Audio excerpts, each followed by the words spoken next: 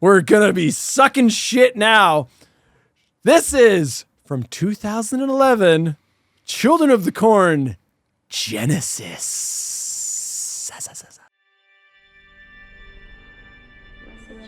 And a child shall lead them, and a child shall lead them.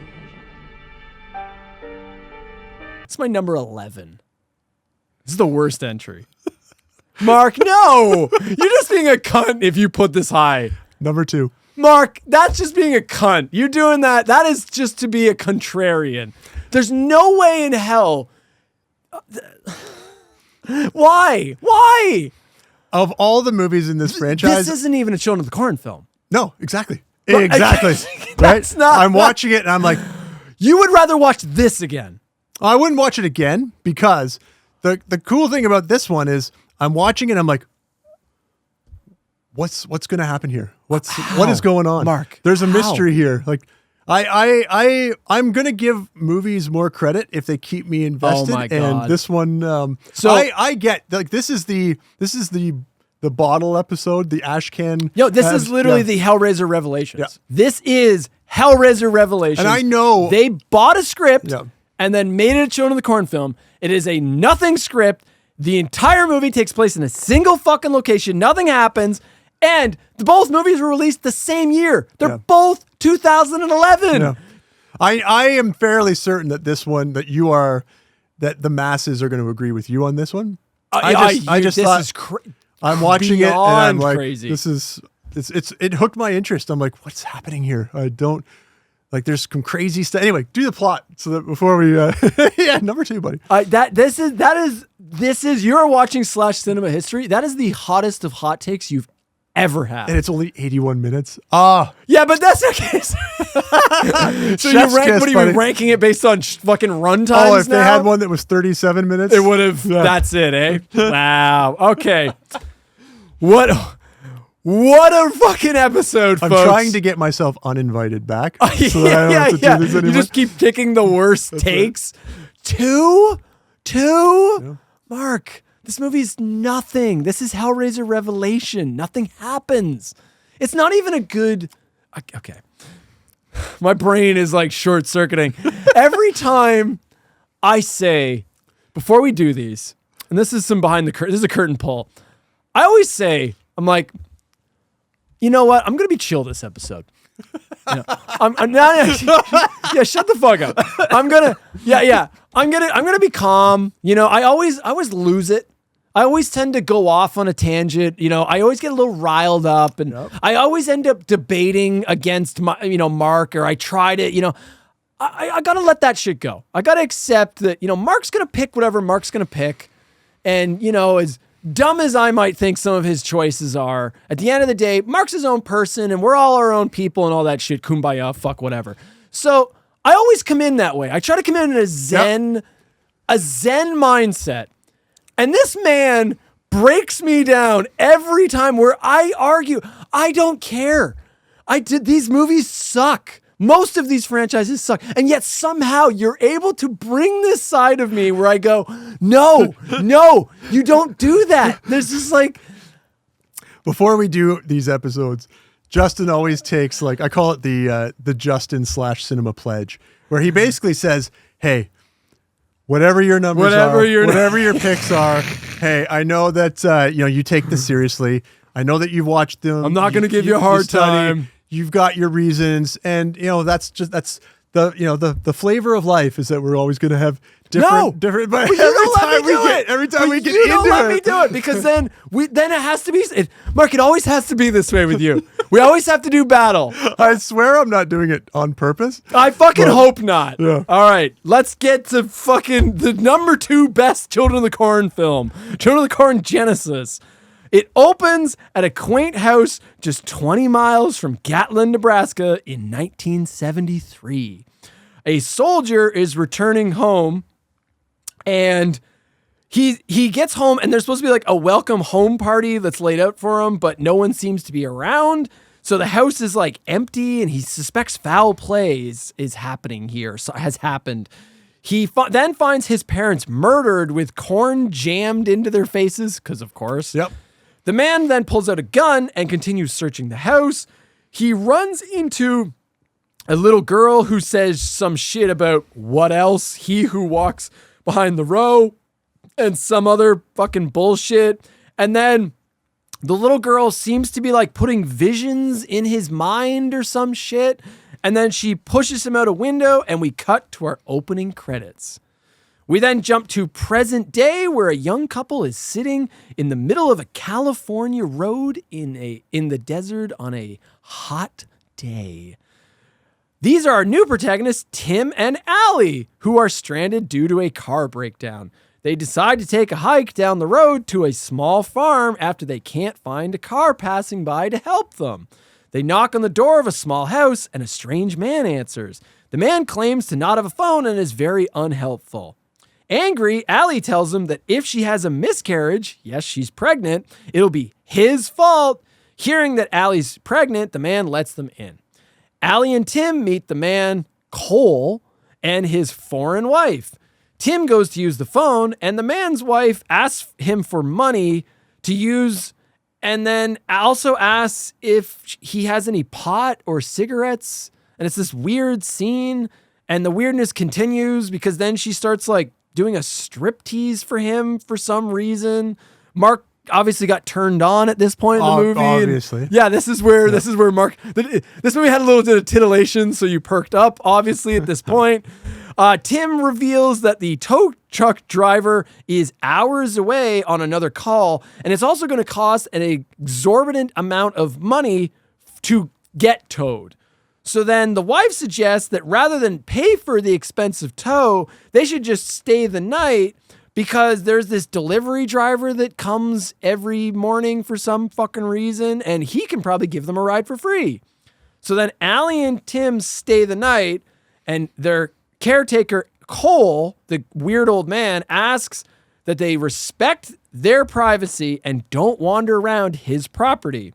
The outhouse is outside through the front door. If you need running water, you can get that at the kitchen sink. Got it. Now, we are very private people here, and we expect that you will respect that privacy. Of course. Absolutely. So don't go wandering around outside except to go to the outhouse. Do not go anywhere that you are not invited. This house is like from the 1900s. It's like a fucking cabin in the middle of like a farm field, right? It's just there's like an outhouse and like only one sink with running water, you know? So even though it's modern times, of course we can't set it modern times because we got to be isolated from everybody, right? Allie then goes outside to pee and starts exploring the property. Literally exactly what Cole just asked her not to do.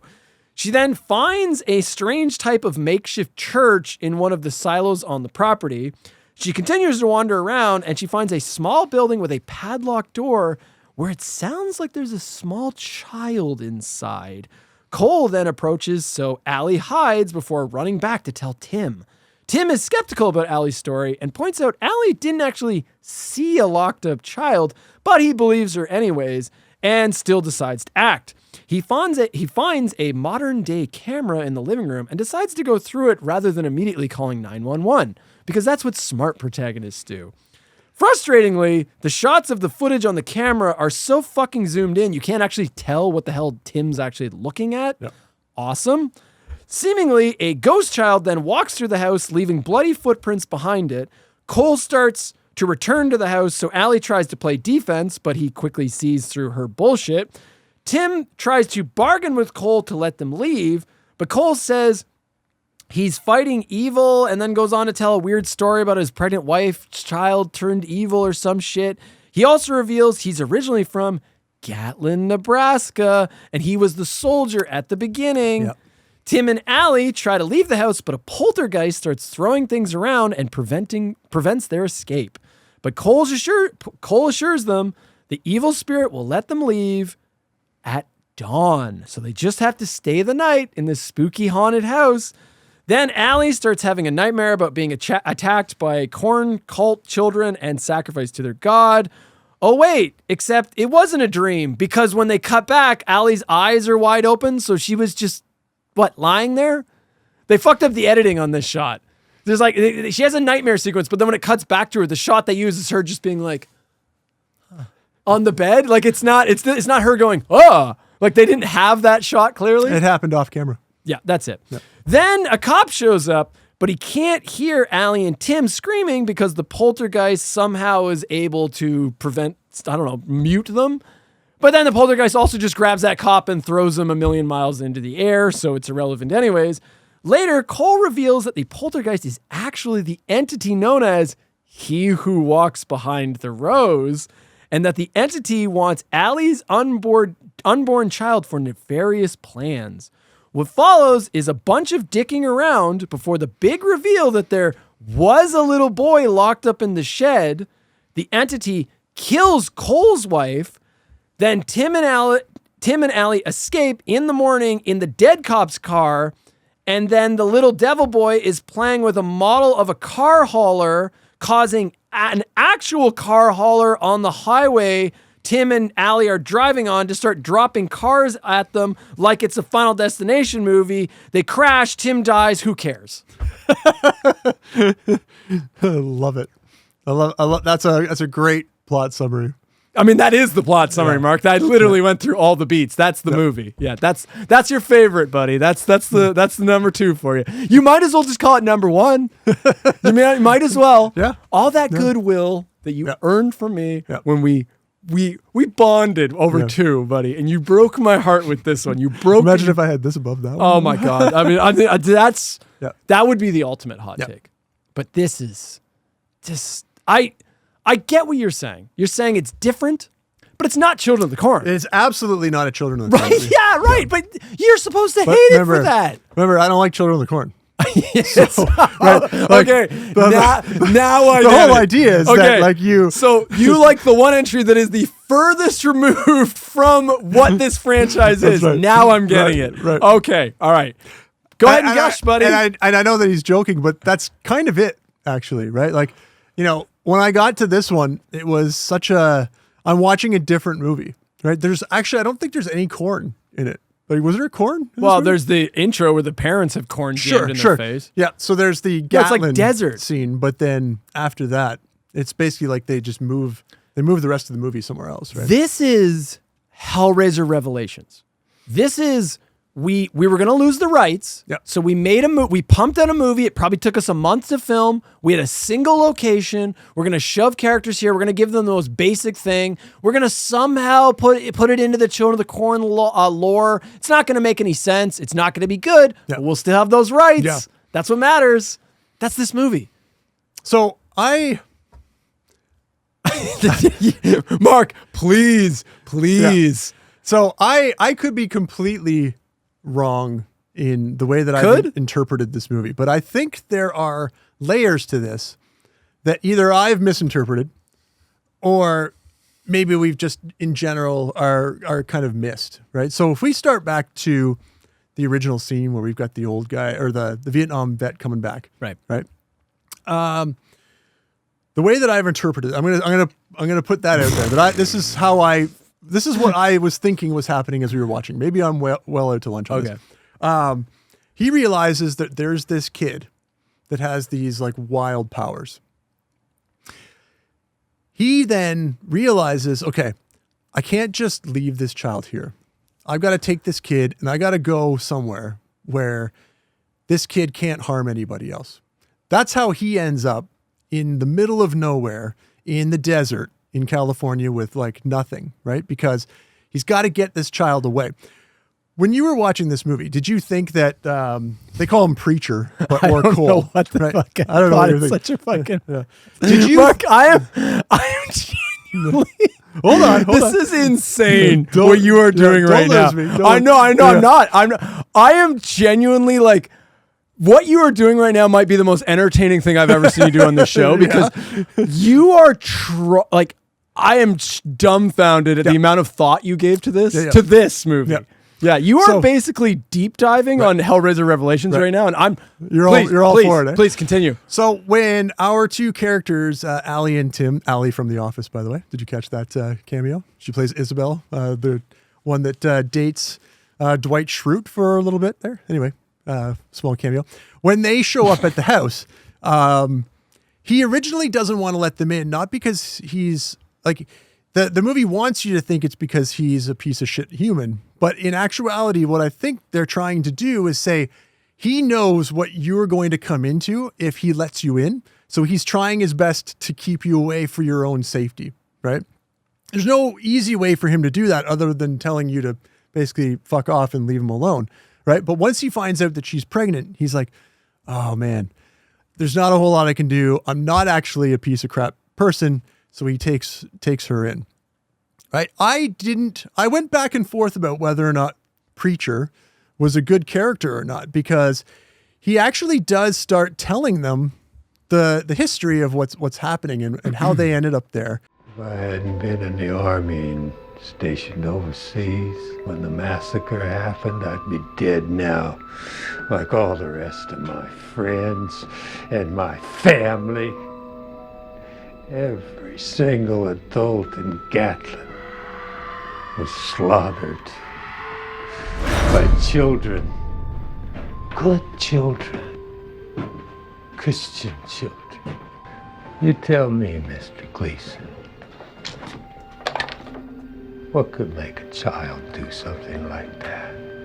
His wife, his like Ukrainian mail order bride, right? I think there's a reason why she's there, and it's not because the two of them like fell in love. There's a reason why, and you see this at the end, there's actually quite a few women that live on this sort of compound. What I think is happening, okay, is that there is a child, right, that just wants to be raised, but this child will never grow up. Women keep coming in, and he attaches to them to the point where if you try to get away, that's when he's going to do really bad things to you. That's why at the very end, when Allie realizes, I can't escape this, that's why she goes back. And she's basically, if I want my child to survive, I have to be here to raise this one. Because we see what happens to, I think her name is Oksana, who you think is actually his mother, who I'm not actually convinced is actually the child's mother. I think she's just one of the many who have found themselves here and are now stuck having to help raise this child, because this child has no concept of the fact that these are now your prisoners, right? They bring him toys, right? But the moment that she tries to get away, he basically throws like a pitchfork in her back or something like that, right? So, Mark, this might be the most you've talked on this show ever, and it's about this. but It's about Children of the Corn Genesis. I just want to put that out there.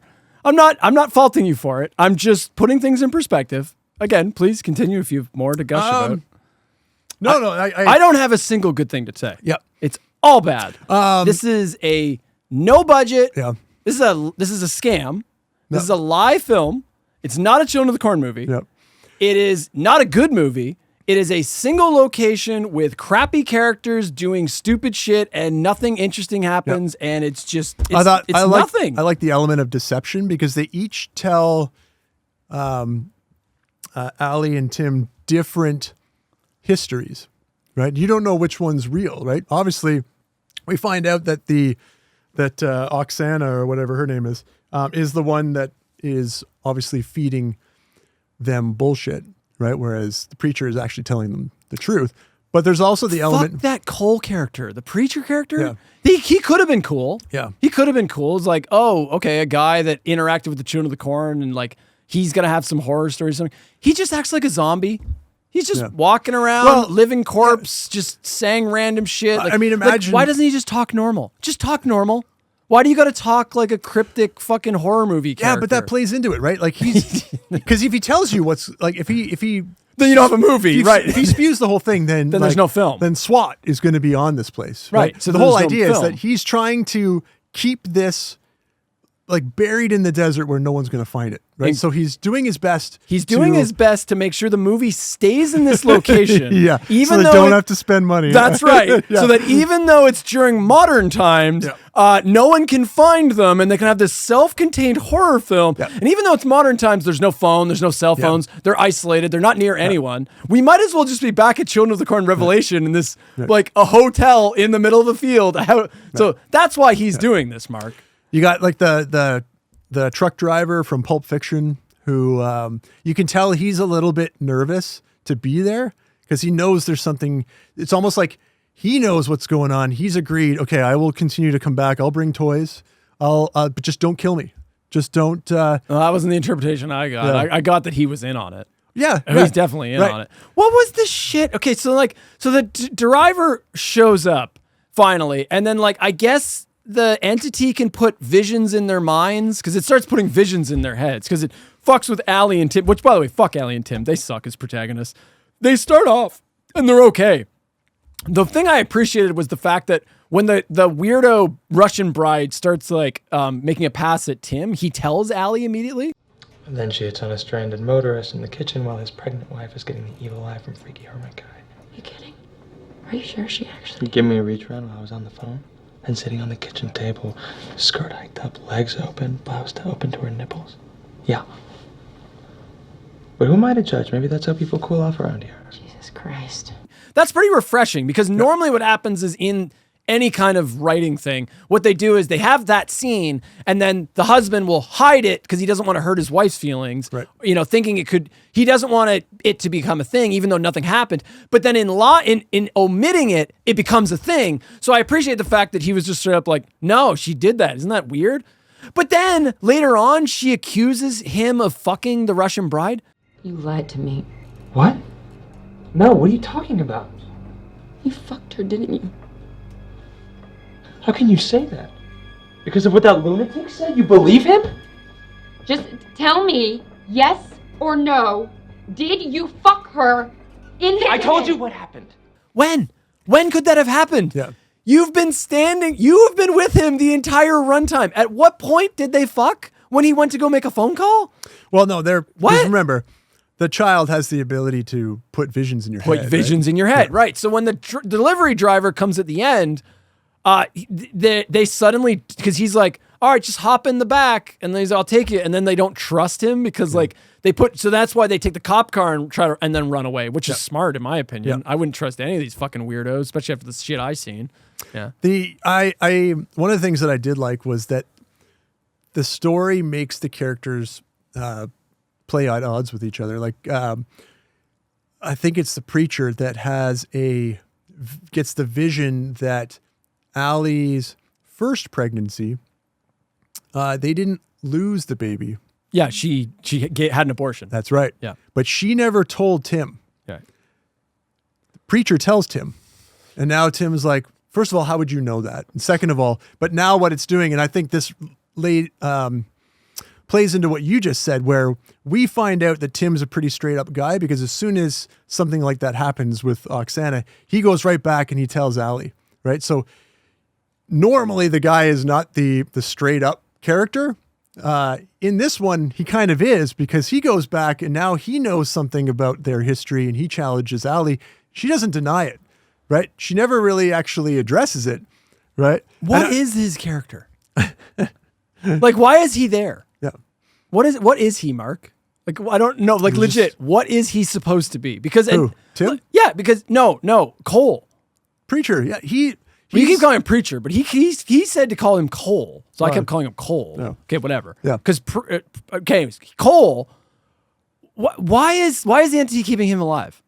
Why is who? Why is the entity keeping him alive? Because he's just a guy. Because he's not. It's not like the David Carradine thing in 5 where the Ezekiel was puppeting him. Right.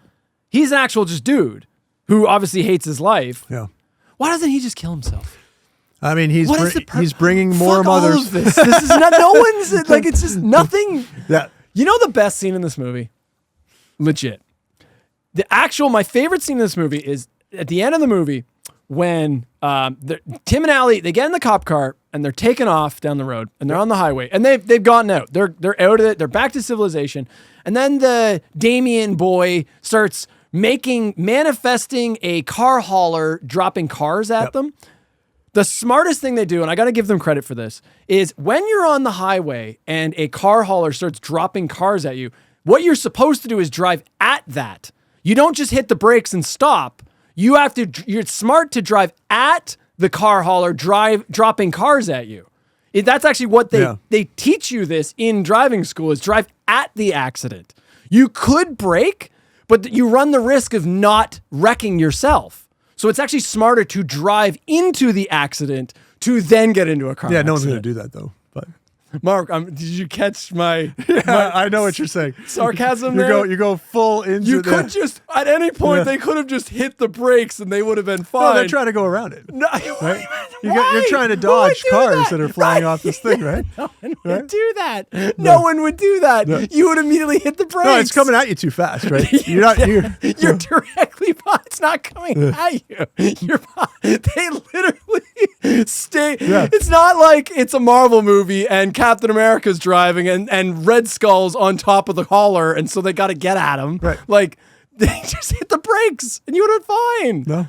Not on the highway, man. You can't do that. You're just going to get hit from behind. Of course. Yeah. Of course. Brakes don't work. What's worse, a car that's not moving, that's just been dropped on the highway, or one that is moving? Well, they do have shoulders that you could get over to. Well, that's what they're doing. They're moving to the side to try that's to... not what they do. No, they don't do that at all. And then I love that the guy, like, out of nowhere. How does that guy get there before... How does that delivery guy get there before the police? How does he know where they are? Yeah. Well, remember, they're all in on it, right? So he was tailing them, I guess? That was my interpretation, is he was tailing them? Yeah. But that's a stretch. But so he was tailing them, and then he's just like, there's no getting away. I'm pretty sure there's a getting away. Why didn't he just immediately tell, like, the cops? He's like, yeah, that guy, he's a creep. Follow that guy and go to the house and find, like... It's still a Children of the Corn movie. No, it isn't. No, it isn't. Oh, my God. All right, Mark, go ahead. What else do you want to... I got nothing else. I don't have really any notes. It's hardly a movie. It's like, it's wow, what was the runtime? So it was like 81 minutes or something. Minutes, yeah. It's hardly a film. This is Hellraiser Revelations, buddy. Yeah. It's like they just needed one in the can. This is... It has nothing to do with the rest of the franchise. There's no so that makes it great. And, yeah. And I dig it, you know. I don't find it entertaining. I am so sick of rows of corn for miles. So you like the one that has I was like no corn. Thank God. Yeah. Yeah. It could have been like Herbie the Love Bug, and I would have been like, number 2. What if we're dead? What if we never got out of the car? Like what? We're still dead on the roadside from what? I don't know. Accident, heat stroke. I No, don't know. I'm not going there. There's got to be a better explanation than that. There has to be. We pounded on the window. The cop, he should have heard us, seen us. I mean, there's no way he could have missed us. If he was even really there at all. I mean, you saw what happened. That shit just does not happen in waking life. So we're dreaming. Yep. Could have been a talking car. Okay, I accept the fact that you're saying I get a talking car. I accept the fact that you're saying, like, you know what? I hate this franchise, so the fact that it was something different, okay, sure. That's very contrarian of you. Yep. But it's not a good movie. No. It's not even a fun film. Like I said, though, I did find myself, like, I felt like there was a mystery that was going to be, and there was, like, it wasn't very good. But, and again, maybe I'm giving this movie way too much credit with the interpretation that I've applied to it. But not at all. No one accuse you of that. That's not possible. Yeah. Right. But like, there's definitely like a moment when they're in the house and things are happening and you're like, who is this guy? What's the story? Why do they have this video camera? And what are they trying to hide here? Why are there locks on all of these doors? Why did they go to New Mexico? Why did they to kill prostitutes? Why did they do that? No, it was Mexico. It wasn't New Mexico. Why did they do that? Yeah. Why are they at this producer's mansion? Why is he telling me not to go and explore the ground. Why is this guy kissing his what's sister? going on? What's happening with Especially since, like, you know, because it's a Children of the Corn movie. This guy kissing his sister. I mean, you know, that was a high point. You keep waiting for it to revert back to a Children of the Corn movie, right? And so you're like, how are they going to make that connection? And they don't, because it's not. And it's that makes it great. Apparently, yeah. Yeah. What the fuck? Okay, cool. Hey dude. You make me watch this. There's no way in hell that you put that at number 2 and didn't go, oh yeah, Justin's got to say something about this. There's no way in hell. I was full, and I'm not. It's not just you. I'm expecting you all have a free shot at. I know most of the time, most of our viewers tend to agree with me. Yes. This time, I'm like, no. I know that this is a. That's a hot take. This is an out there choice. That's a hot take. Yeah, it's definitely a hot take.